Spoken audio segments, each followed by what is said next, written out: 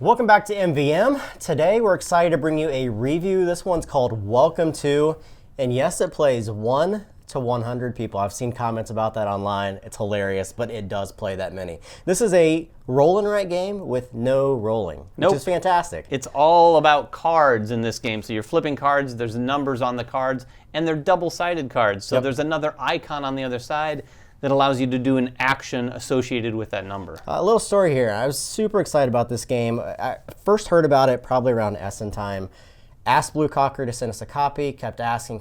We're fans just like you guys. Every once in a while we get super excited about a game, and I'm so happy that it's delivered. This game is really, really good. So let's talk about what you're doing. You're building a city, and to build your city you have 3 streets of rows of homes, and you're trying to write addresses on these and score them out, depending upon a lot of different icons in the game in which allow you to score, such as pools, such as using temporary agency, such as the parks that are in your particular streets. Each player is going to be given 1 pad or 1 sheet of paper on this giant pad of paper. So you probably could play 100 players if you really wanted to. Maybe once. Maybe once, exactly. On this, you're going to see 3 streets. Each of these streets has a different number of homes. You're going to be writing addresses on these. You're going to be drawing fences in between them to create estates, which is a different number of homes. Each of these streets has an associated park with them that are going to score points for you. Some of the homes have pools associated where you're going to be wanting to build pools in those areas to score points. Across the bottom, you have 2 different scoring things. You have a whole section of blue, which are positive points at the end of the game, and then you have a section of red. These are negative points you're going to score. You're going to add those up at the end, and the player with the most victory points wins. Yeah, if you can't tell already, this thing is truly a point salad. All those things Jeremy just mentioned, there's no way you're going to be doing all of those things for sure. But one of the joys of this game is to experiment and go really heavy with a pool strategy, or maybe the next time go with a certain size of estates, because there's some scoring cards out here as well that are going to give you some objectives to shoot for as well, and those vary from game to game. Yeah, speaking of the scoring cards, you have 3 different ones. You have an N1, an N2, and N3. These come from stacks of cards. There's about 10 for each of these, so the game is going to be varied each time that you play. Players are racing in order to build typically estates, specific size estates, to score victory points. There are 2 numbers on these. When the first player plays them, they're going to score the highest number, and then everyone else at the table is going to score the lowest number when they score them. It's one of the 3 ways that the game can also end, if one player is to score out all 3 of these. The game is powered not by dice, though. It's powered by these construction cards. These construction cards are basically addresses. On them, they're numbered 1 through 15, with the weight of them being on the number 8. The majority of the cards have the number of 8, and then they kind of splay out from there, with your 1s and 2s and your 14s and 15s having the fewest representation. Yeah, and that is important because you have to list these numbers on your sheets sequentially. Yep. So you're going to put the lower numbers on the left and the higher numbers on the right. And as you play the game and as your city streets fill up, you're going to run out of places to place your numbers. So you're going to have to be very strategic with what numbers you pick and when. On the back sides of these numbers, you're going to see a bunch of different icons. These are the different actions that you'll use on your turn. There are 6 different actions. This is what gives the game a lot of the variety. Yeah, absolutely. How the game works is that each player is going to be given a pad of paper. They're going to write their name of their city in there. And then everybody takes all the actions simultaneously. This is done by 3 stacks of cards. You're going to shuffle the entire deck, create 3 equal-sized stacks, and you're going to turn over 1 card in each stack, representing a house number and an action. So each of these represents 1 different house number and the associated action with that house number. Yeah, so like Jeremy said, simultaneously everyone's going to pick one of those 3 that are currently face up. So for instance, I could choose this 9 and this action. I could choose this 3 and this BIS action. Yep. So we'll talk about the actions in order because that's how the game is powered. The first one is the Surveyor. Yeah, the Surveyor action, as we have here, right here at the top, is denoted by the fence icon. It's right now associated with this 6. This is very simple. As you look at your sheet, you're going to see between all of the houses these vertical dotted lines. These are places where fences can be put. You're going to write the number on any house you want. You just write that on the roof of one of the houses, and then the fence can go anywhere else on the board as well. It doesn't have to go right next to the house that you drew the number on. You're just going to add a fence vertically anywhere on the board. Now we'll get into this in a second, but this is going to allow you to divide the different houses or sections of houses into estates. And there's going to be scoring based on different size estates. So you might have a fence around one house. That's a 1-house estate. or you could have fences closing in 3 houses, which is a 3-house estate. Now, it's very important that we make this very clear before we get into the other actions. You always have to write the number onto one of the sections on your player board. Remember, they have to go in sequential order or ascending order. So 1 has to become before 2. You can skip numbers, so you can go from 6 directly to 8 with no number in between them, but they have to go sequentially. The second thing is you cannot have 2 numbers on the same street line. Typically, there's ways to break this, but you can't have a number 6 right next to the number 6. They always have to be a different number. The final thing is, if you can't place this number because you would typically break the rules in order to do so, then you have to have a building permit refusal. It's one of the 3 ways that the game will possibly end. Over here are some negative points that you can score, and you're simply going to check off the highest number 1. If there's ever a point where you have 3 of those checked off, that's the last round. You finish up that round, and that's game over. Yeah, the next action is the real estate agent. The real estate agent is this icon right here, the purple icon with money on it. So the real estate agent allows you to check off one of the different boxes on your blue section here. At the end of the game, you're going to score points depending upon the estate sizes that you have created. Estate sizes go from 1 estate, or simply 1 home that's fenced off on both sides, up to a 6 estate where you have a fence on the side of 1, and 6 houses later you have another fence. Depending upon the highest numbered check box, the number directly below it is what you will score. So if you've built up a number of different sections in here that may score for 4 estates, you don't want to be scoring 4 points for those at the end of the game. You want to be scoring 8 points for those at the end of the game. So this will allow you to check off any one of those estate sections, the highest number available. Yeah, this is a great modifier for how you're dividing up the, like Jeremy said, the estates with the fences throughout the game. So if you go heavy with one type of estate, that's the one you're going to want to modify with this action. The next action is a really unique one. It's called BIS.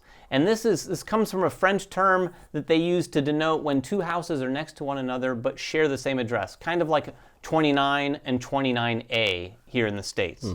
So the BIS is going to allow you to kind of break the rules. For instance, right here on the table, we have a 3 next to the BIS action. I'd write the 3 again on any house. Then, with the BIS action, I'm able to duplicate any other number on one of my city streets in the house right next to that number. So for instance, I could even take the 3 that I just wrote and draw another 3 on the house right next door to it, and then note it with a BIS. One thing that you have to note here is you can't have a fence between that, because these are kind of like duplexes or houses that are adjoining. You cannot have fences between them. Now, the downside, whenever you do this, you're going to check off one of the boxes on the BIS tab here. The first one's 0, and then it escalates. At the end of the game, you're going to lose points for the first one that's showing that you haven't X'd off. Yeah, so there's a very delicate balance in there on trying to build out your city faster. The whole point of using a BIS is that it's the only way that you can place 2 address numbers onto your player board in one round. So you can really build out your city fast, but on the flip side, your objective to do that is to get these city planning scores, but you're going to be losing points at the end of the round. Yeah, exactly. It gives you some flexibility. There's a couple things that give flexibility. This is one of them, and there's a penalty. The next flexible card is your temporary agencies, and that's the one right here. Now, this is great because it allows you to modify the number right next to it up or down, +1 or +2. So this number could be a 9, just straight out, or it could be a 10 or 11, or it could be an 8 or a 7. And you get to put that on your board, whatever number you need to be. The next thing that happens is that on your player sheet, you get to mark off one of the temporary agencies down here. The person who's marked off the most, or have hired the most temp agencies of the game, is going to score positive points. And it scales from 7 to 4 to 1. So you want to be using these through the course of the game. Yeah, and we're going to finish off with probably the easiest 2 to understand, and I'll start with the pool action. The pool action is going to be associated with all of the houses on your sheet that have pools next to them, and there's about 3 of those per street. Now, you don't have to utilize this way, but you can. So whenever a pool icon comes up, for example, we have a 9 here next to this pool, I would need to write that number 9 on one of the houses that has a pool in order to use this pool action. Yeah. And when you do that, again, you're going to just go to the bottom of your sheet, you're going to X off the lowest number on the pool tab, and then at the end of the game, you're going to get the points associated with the first number that's showing. Now, you don't have to use the pool action. As a matter of fact, you don't have to use any of these actions if you don't wish to. If there's not a pool associated with the number where you place it, of course you don't get to mark it off, but you still get to use the house number. Right. The last possible one is the landscaper or the parks. You're first going to write that number down on any one of your buildings, and then you get to mark off one of your parks according to the street that you marked off that house number. These, again, the more parks you cross off, the more points you score at the end of the game for each of those different streets. And you're going to keep playing over and over. Now, there are going to be times in the game where you are able to meet one of the 3 different city plans. These city plans range and they vary. There's a giant stack of those. You're going to use 3 random ones for every game. This one here shows you that you have to have 2 estates with 4 sectioned off estates in them. As soon as you meet that, you get to score those points on the front side, and then you flip it over and everyone else only gets to score the lower amount through the course of the game. And it's important to note, too, that those scoring cards require you to have those houses filled in with addresses, too. So those aren't going to happen very easily. And also, once you do score one of those, you need to scribble out the top of those estates because they can't be used for any other scoring cards in the game. And you also cannot throw fences in them. Once they're built out and scored, you can't throw fences in those areas. So you're going to keep doing that until one of 3 different things happen. As we said, if you filled off any of your building permit refusals 3 times, that's going to signify the end of the game. If one player has scored all 3 of these different city plans, that's the last round of the game, score it up. Or if one player has written a address into every single one of their buildings. Which is a tall order, but it can happen. Then you're going to score up all of your points. Again, you're going to add up all of your different positive scorings, subtract your negative scorings, and then you get a final score. Whoever has the most wins. Yeah, and this game plays fast. In fact, it plays probably faster than what it just took us to describe the game. Yeah. It is a really fast-playing game, no matter what the player count. And we can get right into the review. We both really like this game a lot. Yeah. Neither of us are huge fans of Roll and Write. I probably like them a little bit more than you do. But this one is really a cut above the rest, I think. Yeah, I don't actually own any Roll and Writes in my collection. I usually play them a couple times and just find that they kind of peter out for me. I can't find a whole lot of reason to keep them. This game, however, it's really unique, and I don't know if it's just because it's using cards instead of dice, but there's a lot of ways to manipulate things in this. Obviously, the BIS numbers are great. You're taking a penalty from using them, but they really allow you to kind of manipulate your city streets in order to score them out quicker. Plus, those tip agencies are fantastic. Like, when those come up, you really probably want to invest in them because they allow you to change numbers. And as we said, these numbers are weighted very heavily in the middle. So when you see a number that's a 2 or a 3, you either capture it for whatever it is or use a temp agency to make it just the number that you possibly need, because they're not going to come up that often. Yeah, you have to be careful about acting too quickly. When you look at these 3 cards and you see the number that might have just been staring you in the face for some points that you wanted to score, you might want to take a quick look to see if there's any 1s or 15s, because there's very few of those, and when they come up, you're going to want to try to use them where you need to use them. Yeah, the other thing I'll say is that this does mirror my concerns with a game called Karuba. I didn't really like Karuba for the fact that you can basically look around the board and see that you're going to use this tile to move in this location. This is the same kind of game. Like, if I really wanted to, I could copy this action, then I could copy the next action, and so forth as the game progresses.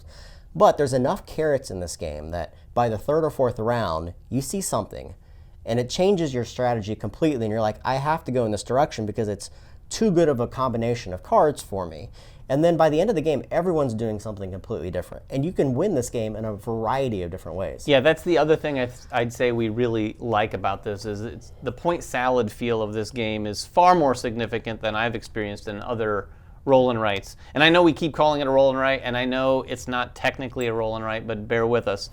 It definitely gives, like Jeremy said, at the end of the game, he could have scored all of his points on pools. And there's significant, if you maxed out your pools, you get 36 points. It's a lot of points. That is a lot of points. When I've played this game, I'm scoring in, anywhere from like the 60s up to maybe the 80s, 90s or something like that at most. So that's a lot of points to score, and that's all just in one category. Yeah. The flexibility, like Jeremy mentioned, that these the BIS and the temp agency offer is, I think, key to why we really enjoy this. Because some other Roll and Writes, you get to the point where you're rolling the dice and you just get nothing that you could want or use, and it's just kind of a slight disappointment. In this one, there's a little bit of that, but there's a lot of information you get too. You can kind of keep track of what's been played. Yeah. And we didn't note this, but if you can't see, on the backs of these cards, it actually shows what the next icon is going to be when you flip it on the next round. So you can get a sense for what's going to happen in addition to what just happened. Yeah, there's also a lot of variety in the game. There's a number of these different goal cards that can come out. There's advanced ones for expert players who've played the game quite a bit. Plus there's a complete variant called Roundabouts that can change the dynamic of your city streets that we didn't even mention. Just a fantastic game. I highly recommend, if you like these type of games, it's perfect for like us, people that play a lot of games, or even like families who just want to have a casual game night to be able to play. For sure, and definitely if you like roll and writes, I think this probably be at the top of your list right away. And it plays 100 people. What game can you say plays 100 people? So guys, that is Welcome To from Blue Cocker Games. If you guys have questions about the game, make them in the comments below. Subscribe to us, follow us on Twitter, like us on Facebook, and everything else that we do, and we'll catch you guys next time. Bye-bye.